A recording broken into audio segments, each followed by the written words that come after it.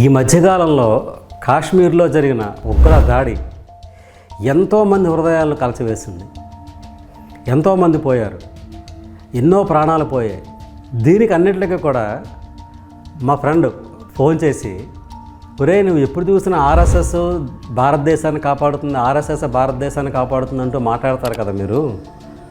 మరి మొన్నటి దాడిని ఐడెంటిటీ కార్డు చూపించి మరీ చంపేశారట. మరి మొన్నటి దాడికి ఆర్ఎస్ఎస్ ఏమీ చేయలేదేమిట్రా అని చెప్పి అడిగాడు ఫోన్ చేసి. మీరు ఎప్పుడు జై హో భారత్ జై హో భారత్ అంటూ ఉంటారు, మరి మీరు ఏం చేస్తున్నారు ఆర్ఎస్ఎస్ వాళ్ళు అని ఫోన్ చేశారు. నాకు ఒళ్ళు మండింది.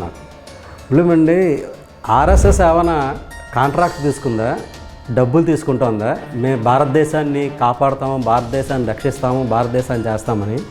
ఆర్ఎస్ఎస్ అనేది ఒక బాధ్యత. అంటే భారతదేశ జాగృతిని, అంటే భారతదేశంలో ఉండే సంపదని, వీటిలన్నింటినీ తెలియపరచడానికి మేము చేస్తూ ఉంటాం.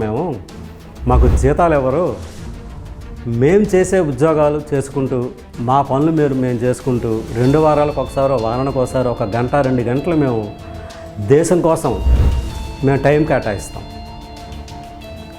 మాకు ఏమీ జీతాలు ఎవరు, మేము జీతాలు తీసుకోం.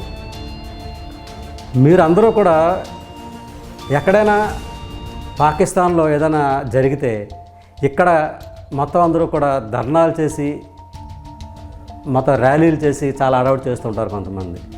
అలాగే బెంగాల్లో ఏదో జరిగితే వేరే చోట ఇచ్చేస్తూ ఉంటారు. మీరు అందరూ ఏం చేస్తున్నారు? ఆర్ఎస్ఎస్ అంటే ఏ ఒక్కరూ కాదు, అందరూ చేరి భారతదేశాన్ని రక్షించాలి.